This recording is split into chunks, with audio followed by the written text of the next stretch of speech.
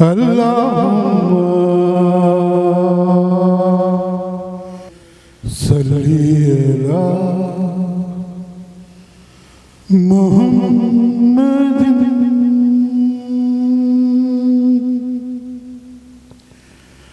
اللهم صلی علی محمد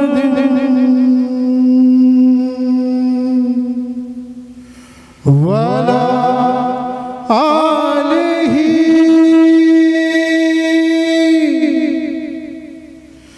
وصحابہ وسلم اللهم صل على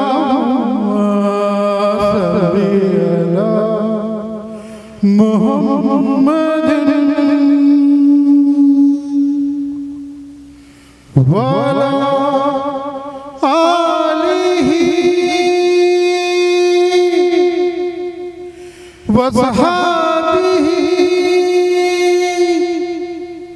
وسلم.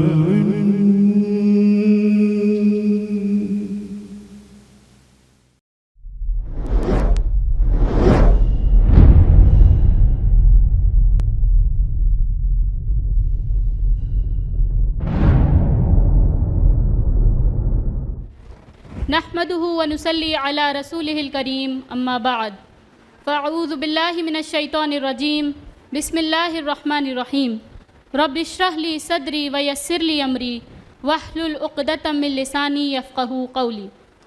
قابل احترام معزز سامعات، میں آپ کی میزبان آج کے اس سیمینار میں آپ سبھی کا خیر مقدم کرتی ہوں. السلام علیکم ورحمۃ اللہ وبرکاتہ.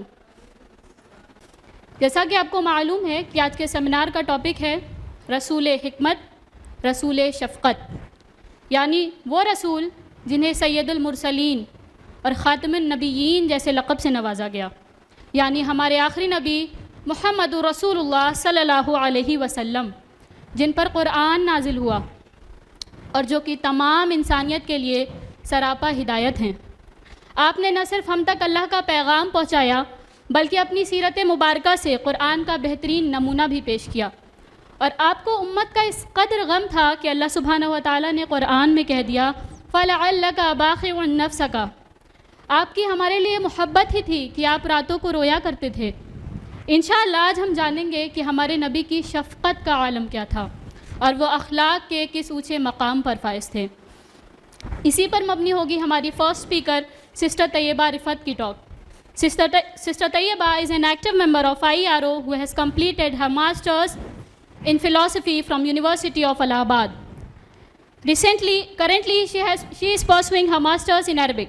اور اپنی اسٹڈیز کے ساتھ جب بھی انہیں دین کی خدمت کا موقع ملتا ہے یہ ہمہ وقت تیار ہوتی ہیں، اور اسی مقصد کے تحت سسٹر طیبہ آج ہمارے درمیان موجود ہیں. I would like to call upon the stage Sister Tayyeba. الحمدللہ رب العالمین والصلاة والسلام علی رسول کریم وعلی آلہ واصحابہ اجمعین اما بعد.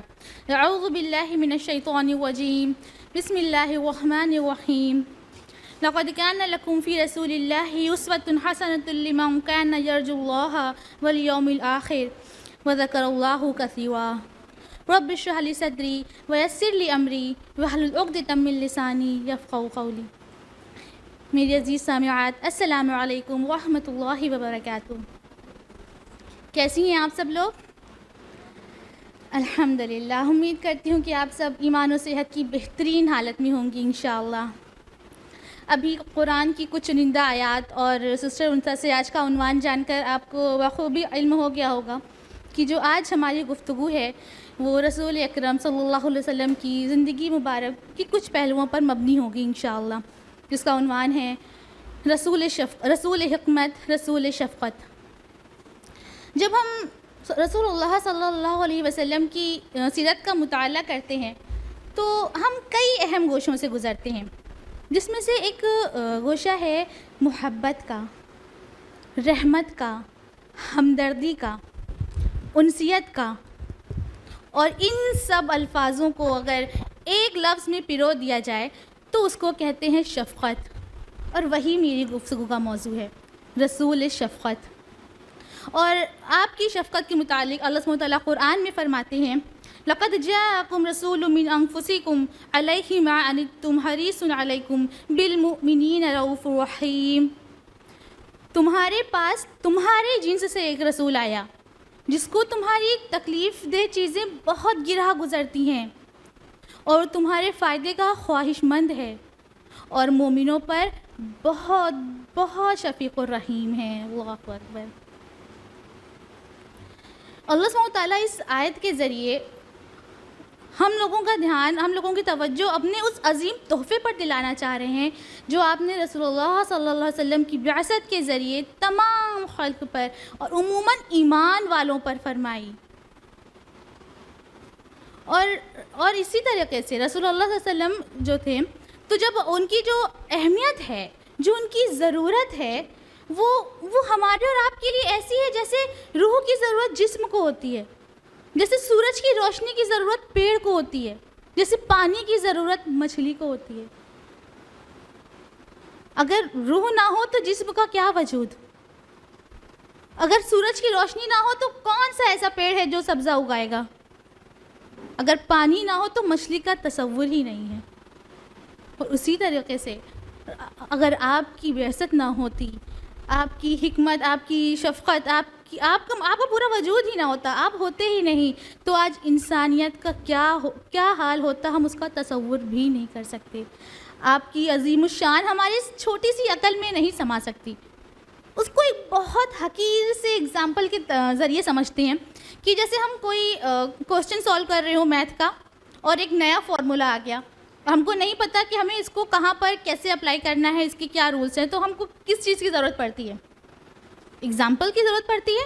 بک میں ہی اگزامپل دیا ہوا ہوتا ہے، ہم اس کو دیکھتے ہیں، سمجھتے ہیں، اور پھر سمجھ آتا ہے کہ ہاں اس فارمولے کو کہاں پر کس کوسچن میں اپلائی کرنا ہے، کس طریقے سے ہمیں اس کا یوز کرنا ہے۔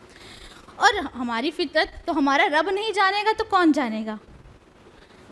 ہمارے خالق نے جب ہم کو اس دنیا میں بھیجا، ہمارے لیے قرآن جیسی عظیم کتاب بھیجی، اس میں زندگی کا ہمارا پورا ساز و سامان اکٹھا کر دیا، ہمارا پورا سرمایہ اس قرآن میں دے دیا، پوری شریعت نافذ فرما دی، اور پھر وہ کوئی نمونہ نہ بھیجتا اس لیے تاکہ وہ ہم کو بتائے کہ ہمیں قرآن پر کس طریقے سے عمل کرنا ہے، کہاں پر کون سی چیز کس طریقے سے اپلائی کرنا ہے۔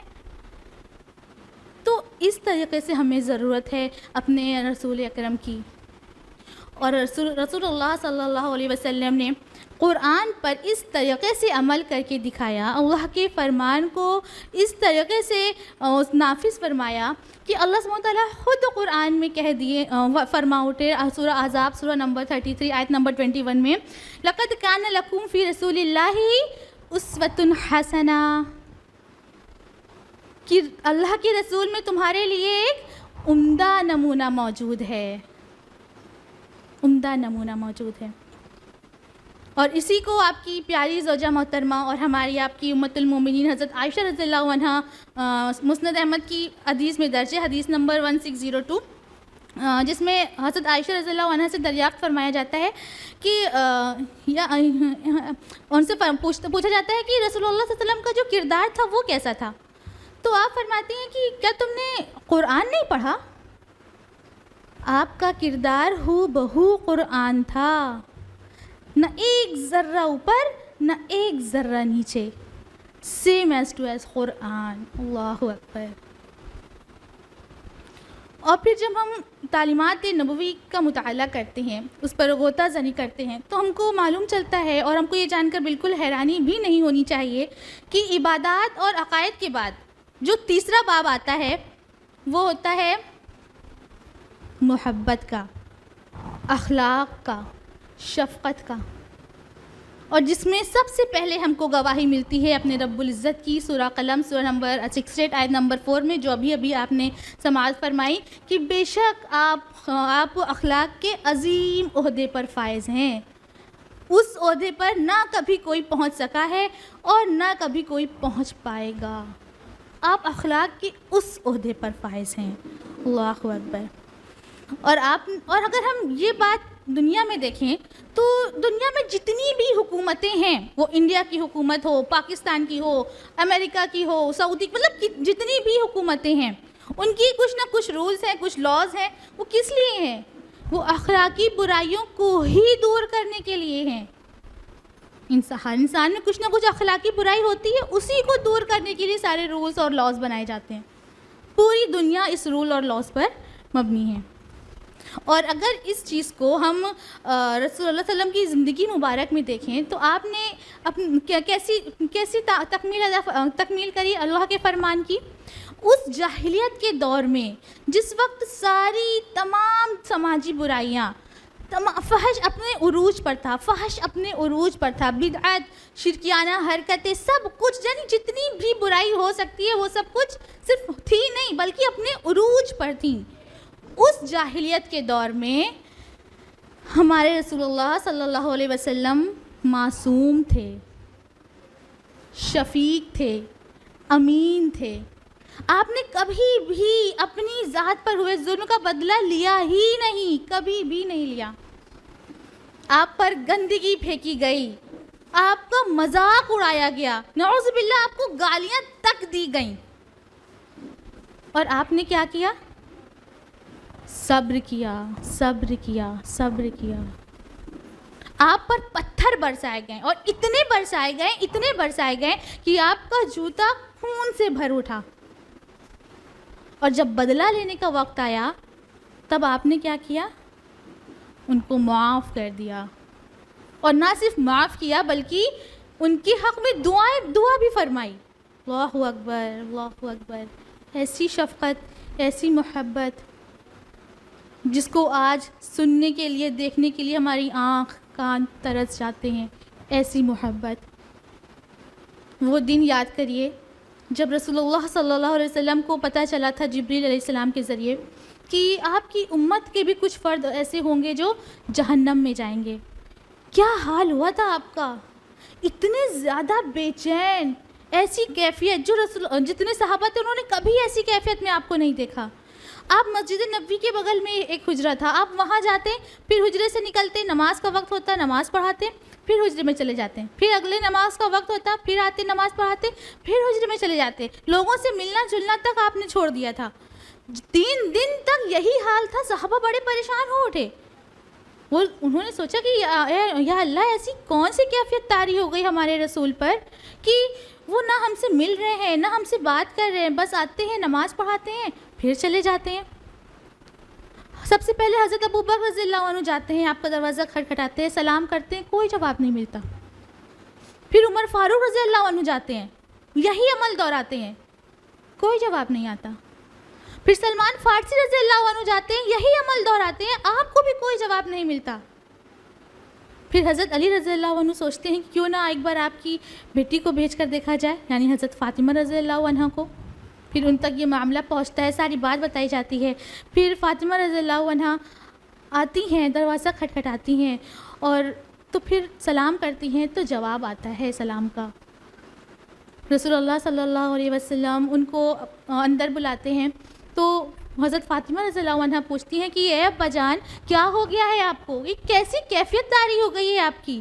نہ ہی آپ کسی سے ملنے جا رہے ہیں، نہ ہی کوئی آپ سے ملنے آ رہا ہے تو آپ اس سے مل رہے ہیں.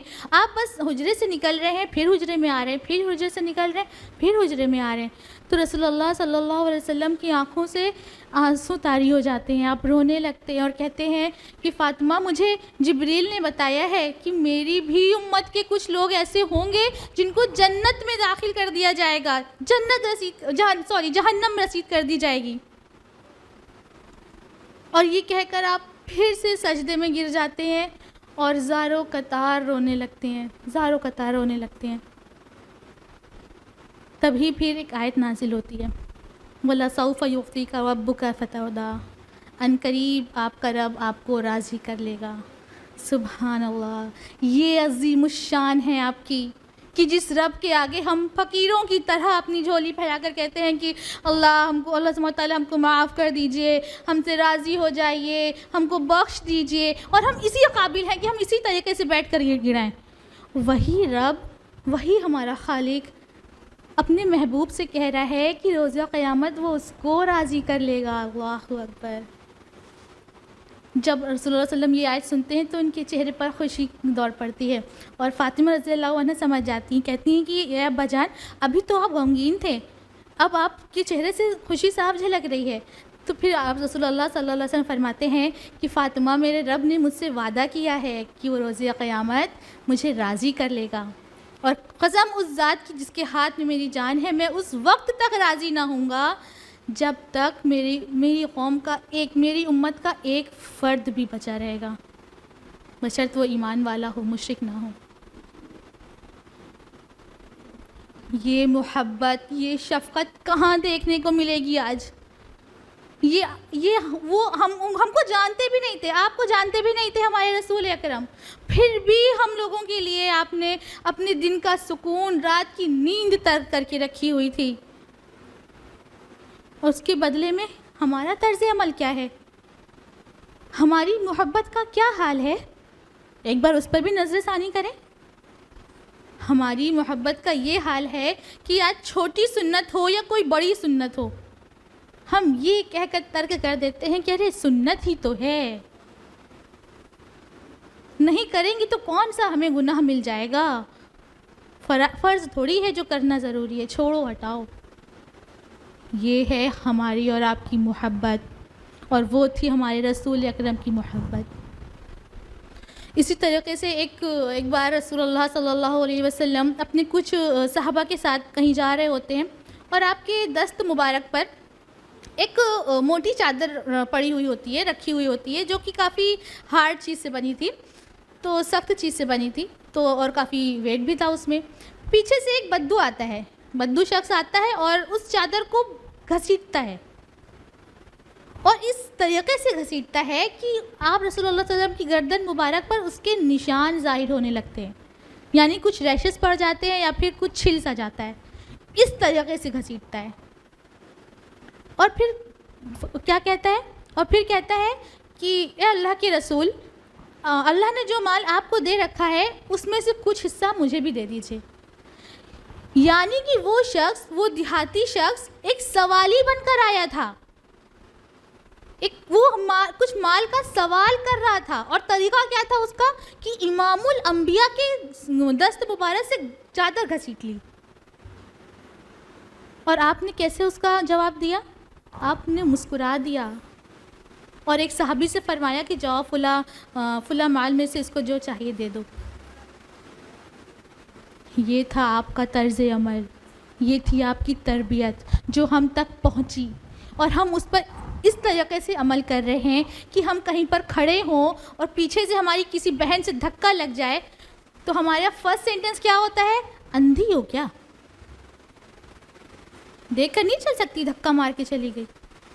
یہ ہوتا ہے ہمارا فرسٹ سینٹنس. تو ہم ایک بار دیکھیں کہ ہم تک کیا تربیات پہنچائی گئیں اور ہم کس کی تربیت پر عمل کر رہے ہیں. اور جب ہم بات کریں صحابہ اکرام کی, تو اللہ صحابہ اکرام نے آپ کی تربیات پر, آپ کی نصیحتوں پر عمل کرنے کے لیے ایسی ہوڑ مچائی, ایسی مثالیں پیش کریں کہ اللہ کی قسم قیامت کی صبح تک ہمارے اور آپ کے لیے ایسی مثالیں پیش کرنا محال ہے.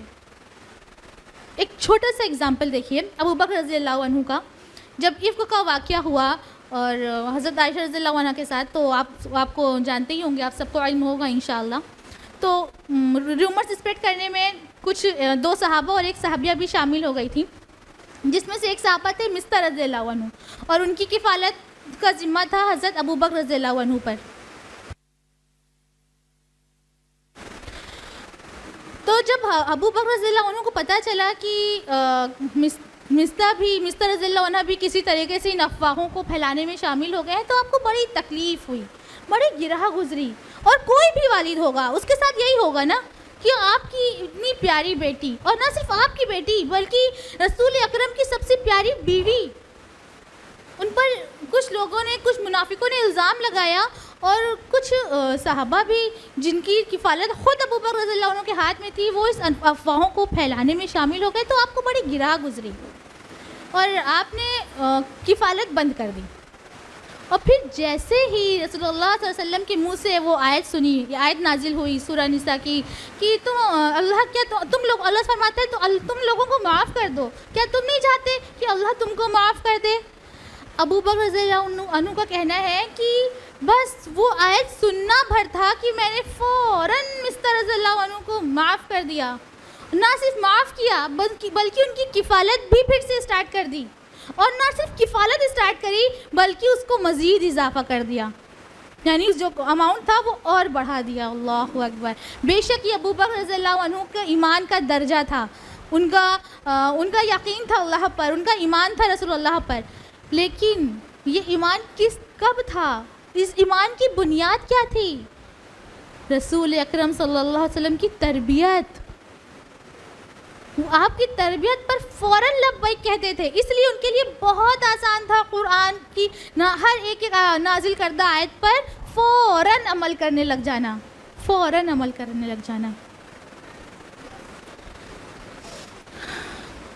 اور ایسی بات نہیں ہے کہ یہ تربیات، یہ نصیحتیں صرف صحابہ تک ہی محدود رہیں، ہم تک نہیں پہنچیں، ہم تک بھی پہنچیں اور بہت خوب طریقے سے پہنچیں۔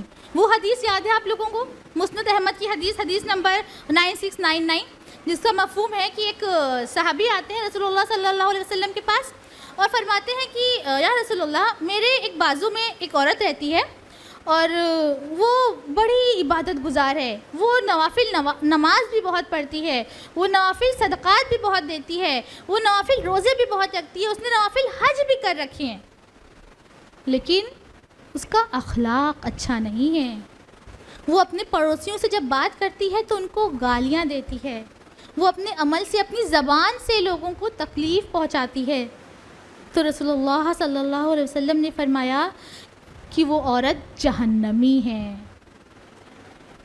وہ صحابی پھر سے کہتے ہیں کہ یا رسول اللہ، میرے دوسرے بازو میں ایک اور عورت رہتی ہے، وہ صرف فرض پر عمل کرتی ہے، وہ نماز بھی صرف فرض پڑھتی ہے، وہ روزے بھی صرف فرض رکھتی ہے، اس نے حج بھی صرف فرض کر رکھا ہے، وہ زکوٰۃ بھی صرف فرض، جتنا فرض ہے اتنا ہی ادا کرتی ہے، لیکن اس کا اخلاق بڑا اچھا ہے، وہ کبھی کسی کو اپنی زبان سے تکلیف نہیں پہنچاتی، وہ غمگین لوگوں کی بڑی دلجوئی کیا کرتی ہے۔ رسول اللہ صلی اللہ علیہ وسلم فرماتے ہیں کہ بے شک وہ عورت جنتی ہے۔ اللہ اکبر۔ یہ مقام رکھا ہمارے اللہ نے ہمارے دین میں اخلاق کا۔ اور وہ حدیث ہے نا، ترمذی کی حدیث نمبر 1162، جس کا مفہوم ہے کہ رسول اللہ صلی اللہ علیہ وسلم فرماتے ہیں کہ ایمان والوں میں کامل ایمان والا شخص وہ ہے جس کا اخلاق اچھا ہے۔ اس حدیث کے دو پہلو ہم لوگوں کو صاف صاف نظر آ رہے ہیں۔ ایک تو یہ کہ ایمان والوں میں بھی کئی درجات ہیں، اور جو کامل ایمان والا ہے وہ اس کا اخلاق بہت اچھا ہے۔ اور دوسرا پہلو یہ ہے اس حدیث کا کہ ایمان والوں میں ہی کچھ لوگ ایسے بھی موجود ہیں جن کا اخلاق اچھا نہیں ہے۔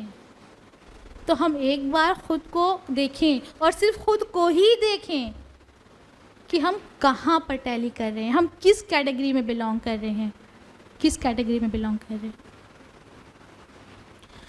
اور اسی طریقے سے یہ جو ساری چیزیں ہیں، جیسے ابھی اخلاق کی باتیں ہو گئیں، کچھ تربیتیں ہو گئیں، کچھ نصیحتیں ہو گئیں، یہ ان لوگوں کے سمجھ میں آنے والی ہے جو تھوڑی سی عقل رکھتے ہیں، تھوڑی سمجھ رکھتے ہیں، دیکھ کر سن کر سمجھ سکتے ہیں کہ کیا حق ہے اور کیا باطل ہے۔ وہیں ہم دوسری طرف آئیں تو ہم غور کریں تھوڑا، تو ہمیں یہ دکھائی دیتا ہے، یہ معلوم چلتا ہے کہ ہماری قوم کا ایک حصہ ایسا بھی ہے جو ابھی لاشعور ہے، جو ابھی دیکھ کر سن کر نہیں سمجھ سکتا کہ کیا حق ہے کیا باطل ہے۔ وہ ہماری اور آپ کی تربیات کا، ہماری نصیحتوں کا محتاج ہے۔ گیس کریے کون سا حصہ ہے ہماری قوم کا؟ وہ ہماری قوم کے بچے ہیں، بچے لاشعور ہوتے ہیں نا، وہ ہم اور آپ ہی تو مل کر ان کی تربیت کرتے ہیں نا، ان کو سمجھاتے ہیں کہ یہ صحیح ہے یا غلط ہے۔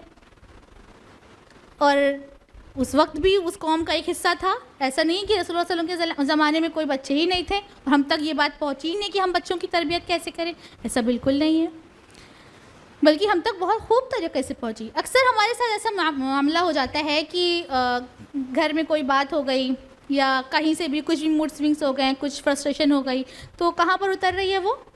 چاہ کر بھی نہ چاہتے ہوئے بھی بچوں پر, ہے نا. کچھ ہسبینڈ وائف ہیں, ہسبینڈ وائف میں کچھ بات ہو گئی, غصہ کس پر اتر رہا ہے؟ بچوں پر.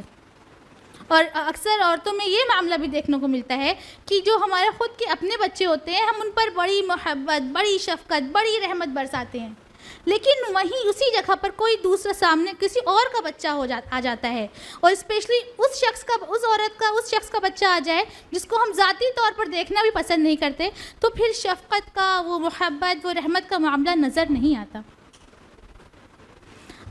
اور اسی پہلو کو اگر ہم سیرت النبوی میں تلاشنے کی کوشش کریں تو ہم دیکھیں گے کہ رسول اکرم کا جو معاملہ تھا بچوں کے ساتھ, جو تعلقات تھا بچوں کے ساتھ, وہ بڑا مزیدار تھا, بڑا کھیل کود کا معاملہ تھا.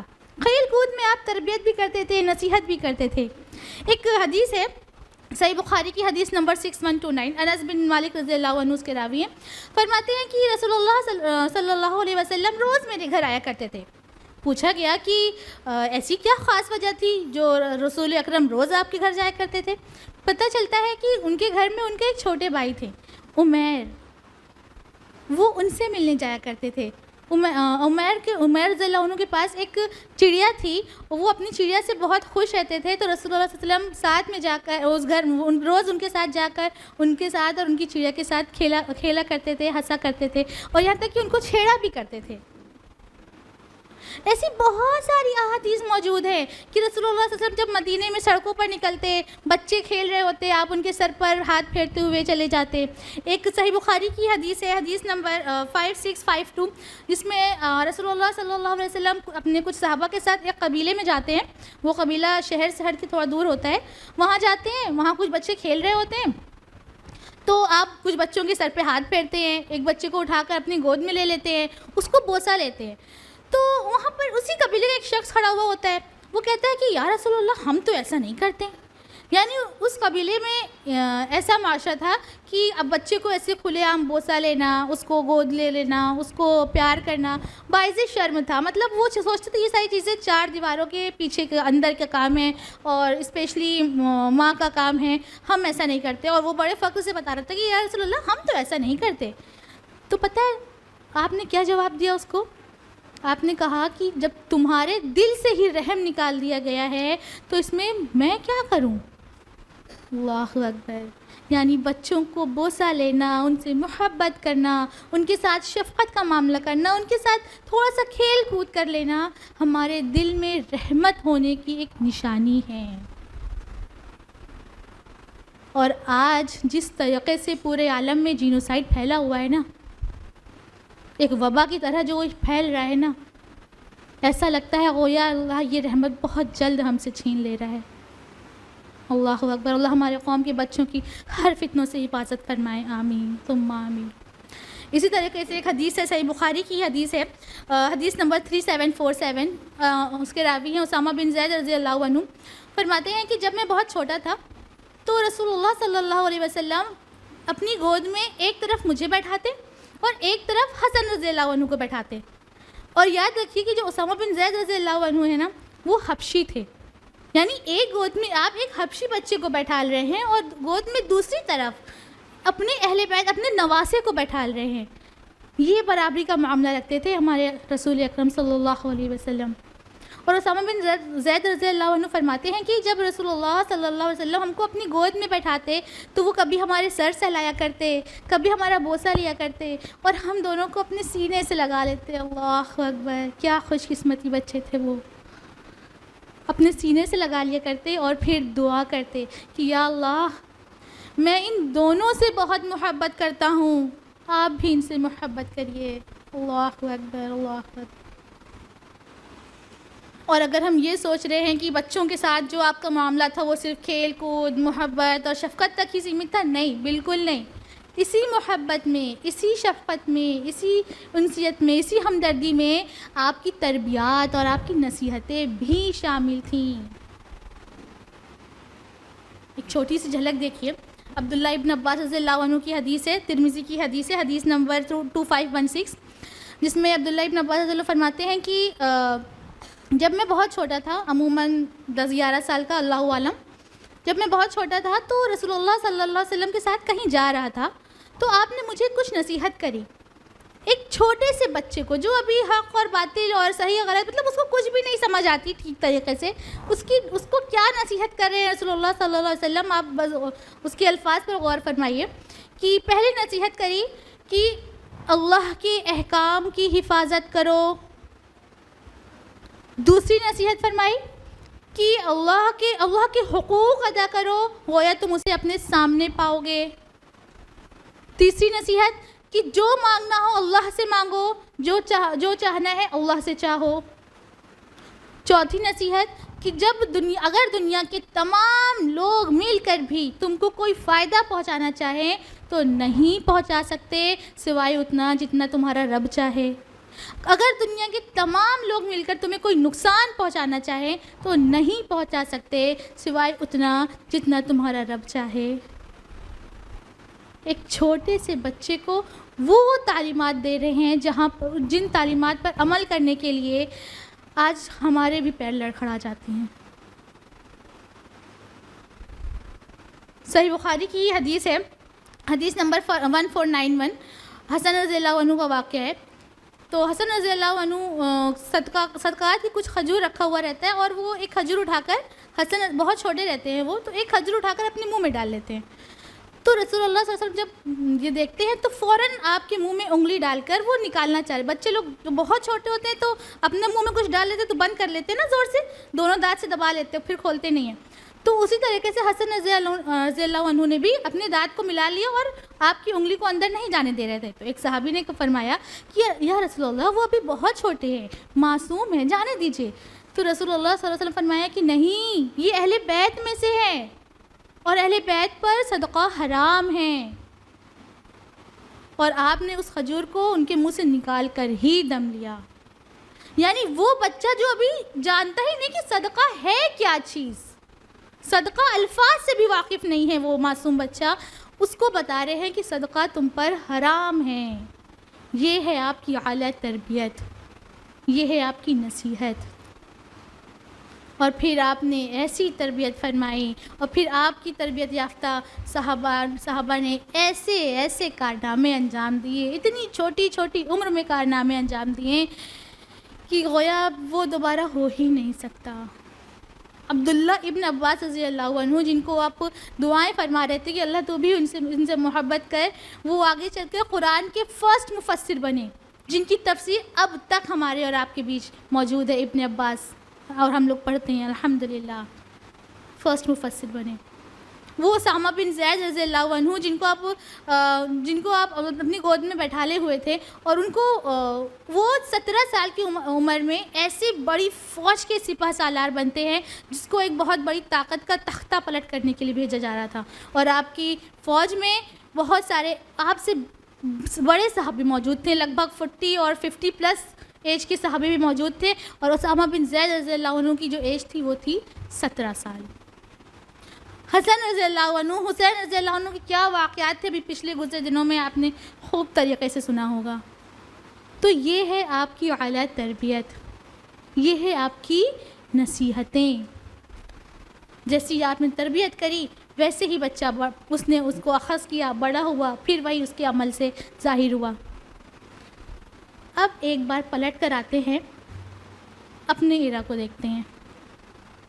ہمارے اور آپ کے بیچ میں جن کی تربیت کی گئی، جنہوں نے ہم سے اور آپ سے تربیت پائی، ہماری امت سے تربیت پائی، آج وہ کس عمر میں کیا کام کر رہے ہیں؟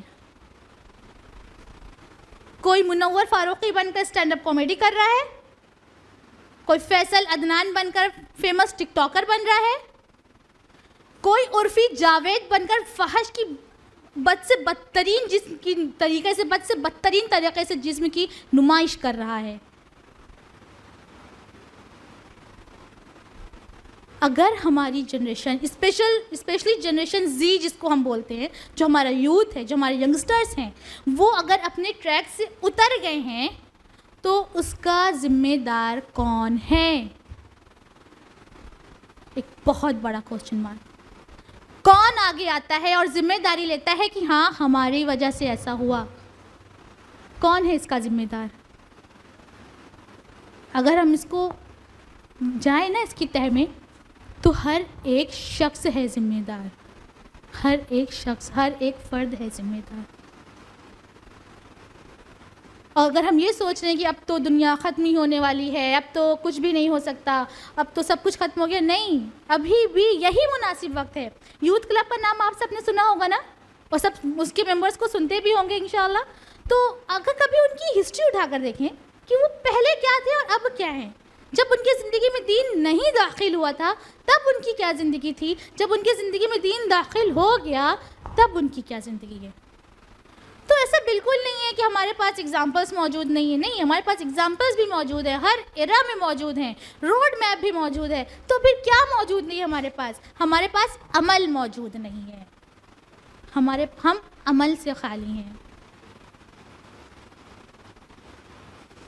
تو اللہ کے رسول تو اپنے حجۃ الوداع پر اللہ کو اپنا گواہ بنا چکے ہیں. اب یہ ذمہ داری ہماری اور آپ کی ہے کہ ہم خود کی بھی تربیت کریں اور ساتھ ہی ساتھ اپنی اولاد کی، اپنے نسل کی بھی تربیت کریں. اور بہت چھوٹی چھوٹی چیزوں سے ہم ایسا کر سکتے ہیں. ایسا نہیں ہے کہ بس ہم کو دنیا تک کر کے اب جنگ کے میدان میں نکل جانا ہے. نہیں، ہم بہت چھوٹے چھوٹے عمل کر کے ایک بہت بڑے گول کو اچیو کر سکتے ہیں انشاءاللہ. جیسے کہ ہم جو دوسروں کو تربیت کریں، جو ہم چاہتے ہیں کہ جو چیزیں ہماری اولاد میں جائیں، ہمارے نسل میں جائیں، اسی چیز پر ہم خود بھی عمل کریں نا. ہم کسی بھی انبیاء کی لائف سٹوری اٹھا کر دیکھ لیں، کسی بھی صحابہ کی سٹوری اٹھا کر دیکھ لیں.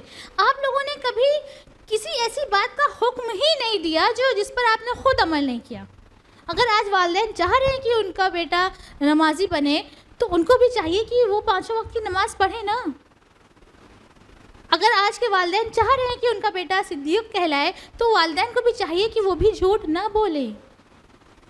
اور اگر ہم عمل نہیں کرتے ہیں تو کوئی مسئلہ نہیں ہے، اب کریں. جب پتہ چلے، جب احساس ہو، جب ضمیر جاگے تب کریں. عمل کرنا شروع کریں. اور پھر کیا کریں؟ پھر تربیت کا کوئی موقع نہ چھوڑے، کوئی موقع نہ چھوڑے. جنگ احد کا ایک بہت پیارا سا واقعہ ہے کہ جب مشرکین کی جو فوج تھی وہ صحابہ اکرام پر حاوی ہو گئی، اور ایک صحابی تھے رسول اللہ صلی اللہ علیہ وسلم کو پروٹیکٹ کرنے کے لیے انہوں نے اپنی باہیں پھیلا لی. تو ایک تیر آیا اور ایک صحابی کے فنگر میں لگا تو کی آواز آئی. کچھ چیز اچانک سے لگتی ہے تو آواز آتی ہے نا منہ سے، اسی طریقے کی کوئی آواز آئی.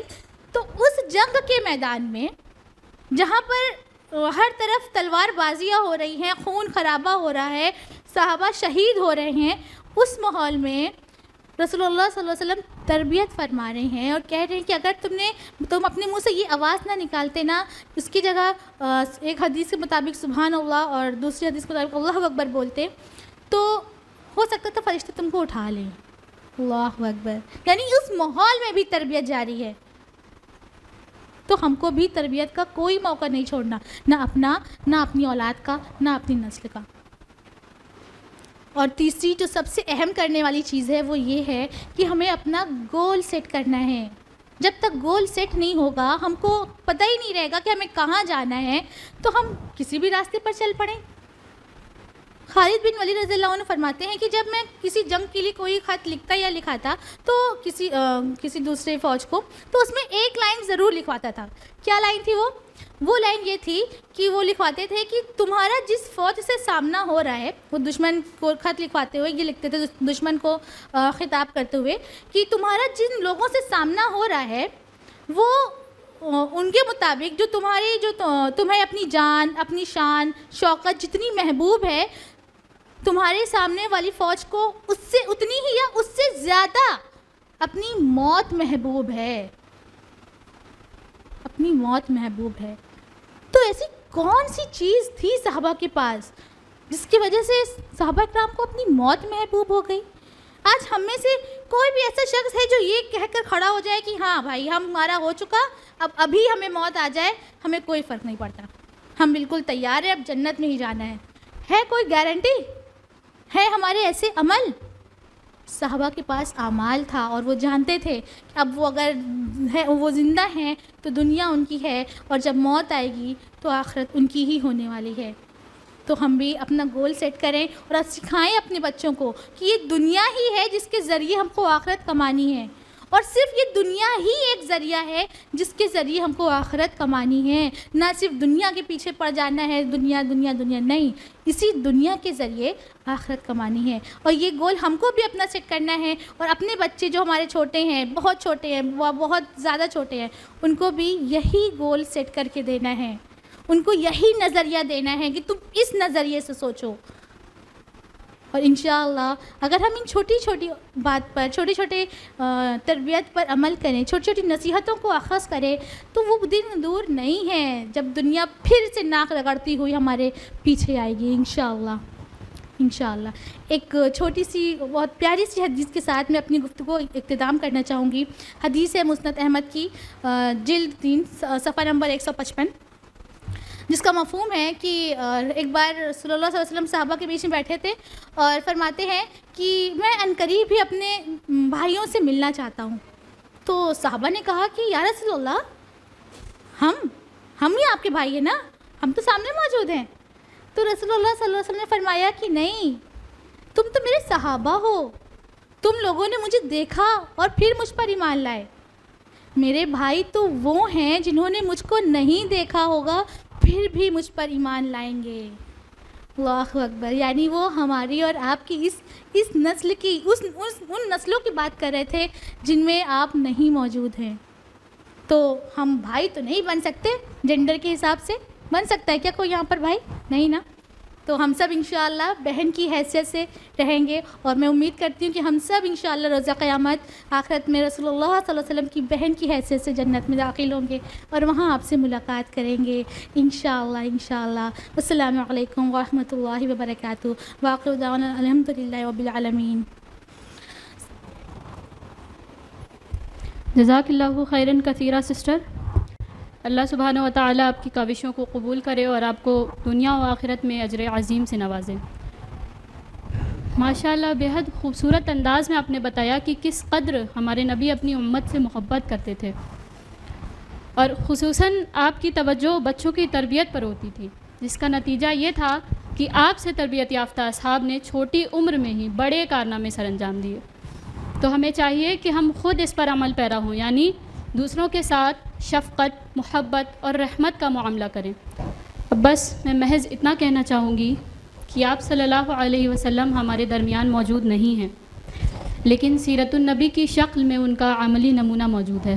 بس اللہ تعالیٰ سے دعا ہے کہ ہمیں اپنے نبی سے سچی محبت کرنے والا بنا دے، اور زندگی کے ہر موقع پر اپنے نبی کی سنت پر عمل کرنے والا بنا دے، آمین۔ اور اسی کے ساتھ میں اپنے پروگرام کا اختتام کرتی ہوں۔